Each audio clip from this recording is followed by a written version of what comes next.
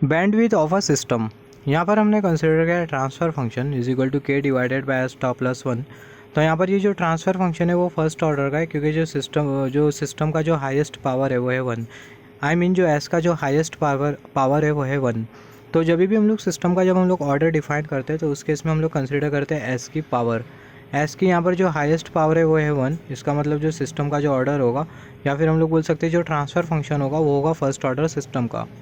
तो अगर एस की पावर में अगर टू होता है तो उस केस में जो ट्रांसफ़र फंक्शन होगा वो होगा सेकंड ऑर्डर सिस्टम का। एस की अगर हाईएस्ट पावर अगर थ्री होती है तो उस केस में जो ट्रांसफ़र फंक्शन होगा वो होगा थर्ड ऑर्डर सिस्टम का। तो जो एस की जो हाईएस्ट पावर है वो है वन। इसका मतलब जो ट्रांसफ़र फंक्शन है वो है फर्स्ट ऑर्डर सिस्टम का, because highest power of S is one. यहाँ पर अभी अगर हम लोग देखें जो टाउ होता है इसको हम लोग बेसिकली बोलते हैं टाइम कांस्टेंट। टाइम कांस्टेंट का मतलब ये होता है कि कोई भी सिस्टम अपने फाइनल वैल्यू का 63% वैल्यू अटेन करने के लिए कितना टाइम लेगा। तो अगर सिस्टम अगर ज़्यादा टाइम लेता है तो उस केस में टाइम कांस्टेंट ज़्यादा होगा, सिस्टम की स्पीड या फिर बोल सकते हैं सिस्टम का जो रिस्पॉन्स होगा वो कम से कम होगा। तो जो बैंडविड्थ होता है वो इन्वर्स होता है टाइम कांस्टेंट का। Bandwidth is inverse of a time constant. तो यहाँ पर हमें बैंडविड्थ के बारे में समझना है। तो यहाँ पर ये वाई एक्सिस पर हमने कंसिडर किया मैग्नीट्यूड, और जो एक्स एक्सिस पे इस पर हमने कंसिडर किया फ्रीक्वेंसी। तो हमें जो ट्रांसफ़र फंक्शन जो मिला था वो मिला था के divided by S top plus one, या एस के जगह हम लोग पुट कर सकते हैं जे ओमेगा। तो जो ट्रांसफ़र फंक्शन हमें जो मिलेगा के divided by J omega top plus one. यहाँ पर अगर हम लोग देखें ओमेगा की जगह हम लोग पुट कर देंगे जीरो, तो उस केस में हमें ट्रांसफ़र फंक्शन कितना मिलेगा, या फिर बोल सकते हैं हमें मैग्नीट्यूड कितना मिलेगा। तो जब हम लोग ओमेगा की जगह जीरो पुट कर देंगे तो जो ट्रांसफ़र फंक्शन होगा बराबर में होगा K divided by J zero top plus one. तो यहाँ से हमें मिल जाएगा K divided by zero plus one, हमें मिल जाएगा के। तो यहाँ पर अगर हम लोग देखें जब ट्रांसफ़र फंक्शन की वैल्यू आई मीन जब ओमेगा की वैल्यू जीरो होती है तो उस केस में जो ट्रांसफ़र फंक्शन होता है वो के बराबर में होता है, या फिर बोल सकते हैं जो मैग्नीट्यूड होता है वो के बराबर में होता है। तो यहाँ पर जब ओमेगा की वैल्यू जीरो होगी, ओमेगा की वैल्यू जीरो होगी तो उस केस में जो मैग्नीट्यूड होगा वो के बराबर में होगा।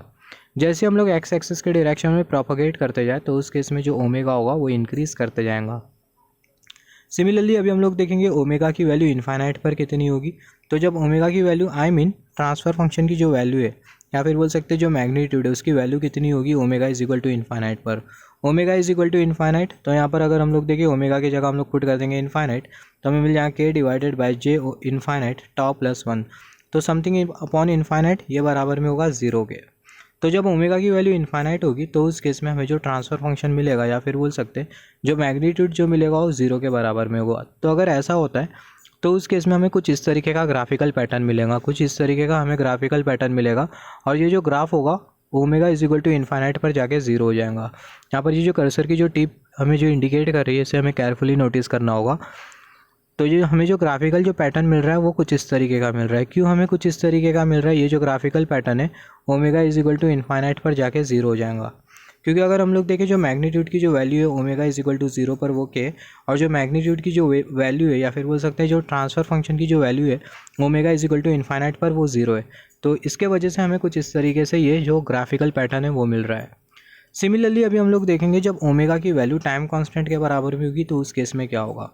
तो यहाँ पर अगर हम लोग देखें ये वाला जो ट्रांसफ़र फंक्शन है इसको हम लोग कुछ इस तरीके से लिख सकते हैं, और वो हमें इंडिकेट कर रहा है मैग्नीट्यूड। तो जो ट्रांसफ़र फंक्शन है उसको हम लोग कुछ इस तरीके से लिख सकते हैं magnitude is equal to K divided by under root omega tau, और यहाँ पर ये होल स्क्वायर प्लस वन। तो यहाँ पर अगर हम लोग देखें ये ओमेगा की जगह हम लोग पुट कर देंगे वन अपॉन टाउ, तो जो मैग्नीट्यूड होगा वो बराबर में होगा K divided by under root one upon tau into tau, यहाँ पर ये होल स्क्वायर प्लस वन।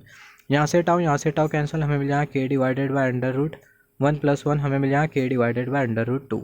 तो जब ओमेगा की वैल्यू वन अपॉन टाउ के बराबर में होती है तो उस केस में जो मैग्नीट्यूड होता है वो बराबर में होता है K divided by under root two. तो यहाँ पर अभी अगर हम लोग देखें जब ओमेगा की वैल्यू वन अपॉन टाउ के बराबर में होगी तो उस केस में जो मैग्नीट्यूड होगा वो बराबर में होगा K divided by under root two के। यहाँ पर ये जो हमने जो ग्राफ जो कंसिडर किया है अभी ये ग्राफ को हम लोग यहाँ पर कंसिडर कर लेते हैं। यहाँ पर अगर हम लोग देखिए जो के वो हमें क्या इंडिकेट कर रहा है, ये जो के है वो हमें इंडिकेट कर रहा है highest gain of the system. Just wait for a second, ये जो के है वो हमें इंडिकेट कर रहा है, जो के है वो हमें इंडिकेट कर रहा है highest gain of the system. तो यहाँ पर अगर हम लोग देखिए ये वाला जो ग्राफ है उसको हमने यहाँ पर कुछ इस तरीके से कंसिडर किया, यहाँ पर हमने कंसिडर किया। तो यहाँ पर अगर हम लोग देखें जो सर्कल जैसा हमें जो दिखाई दे रहा है, ये जो सर्कल जैसा हमें जो दिखाई दे रहा है ये एक बेसिकली रेंज है, और ये रेंज के बीच में सिस्टम का जो रिस्पॉन्स होगा वो मैक्सिमम होगा, और इसी को ही हम लोग बोलते हैं bandwidth of a system. System की बैंडविड्थ का मतलब क्या होता है, बैंड विथ, या फिर बोल सकते हैं विथ ऑफ द बैंड।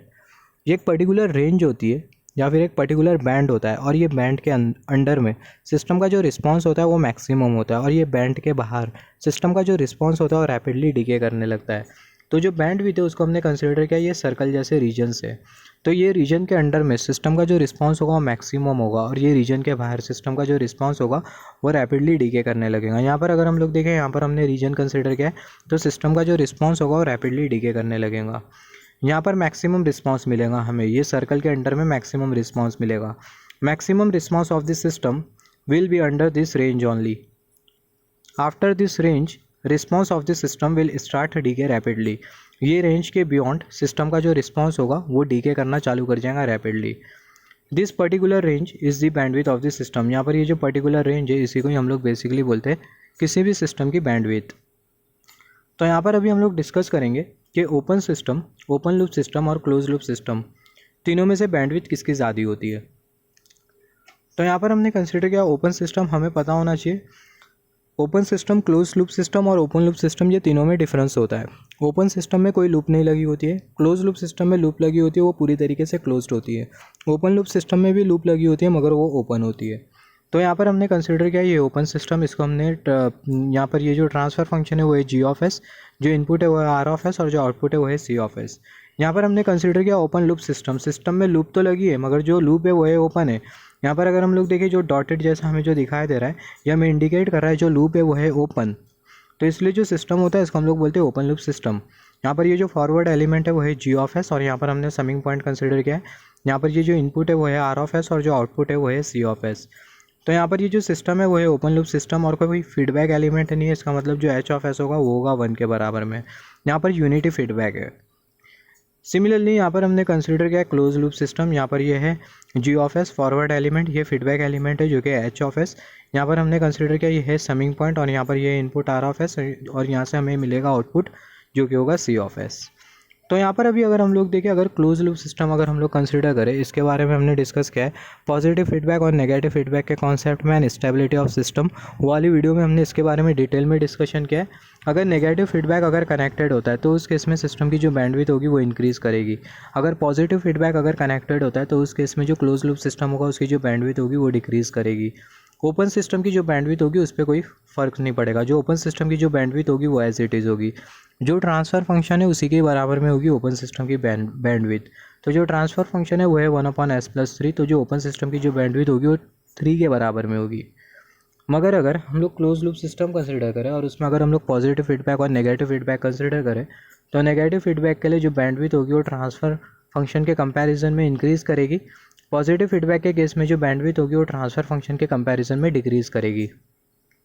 तो हम लोग कंसिडर कर लेते हैं एक एग्जांपल, नेगेटिव फीडबैक हम लोग मान लेते हैं सिस्टम में। तो नेगेटिव फीडबैक अगर होगा तो जो ट्रांसफ़र फंक्शन होगा वो होगा G of S divided by 1 + G of S into H of S. यहाँ पर ये जो जी ऑफ एस होगा बराबर में होगा 1 डिवाइडेड बाय s+3 के। हमें मिल जाएगा 1 डिवाइडेड बाय s+3 डिनोमिनेटर में 1 + 1 डिवाइडेड बाय s+3, और जो एच ऑफ एस होगा बराबर में होगा 1 के। यहाँ पर ये जो s+3 होगा उसको हम लोग 1 के साथ मल्टीप्लाई कर देंगे, और ये जो न्यूमरेटर वाला जो टर्म होगा 1 के बराबर में हो जाएगा। तो हमें मिल जाएगा 1 डिवाइडेड बाय s+3 + 1, हमें मिल जाएगा 1 डिवाइडेड बाय s+4। तो यहाँ पर अगर हम लोग देखें जो बैंडविड्थ हमें जो मिल रही है नेगेटिव फीडबैक के केस में वो 4 मिल रही है। तो इसका मतलब नेगेटिव फीडबैक के केस में जो बैंडविड्थ होगी वो इंक्रीज़ करेगी, और पॉजिटिव फीडबैक के केस में जो बैंडविड्थ होगी वो डिक्रीज़ करेगी।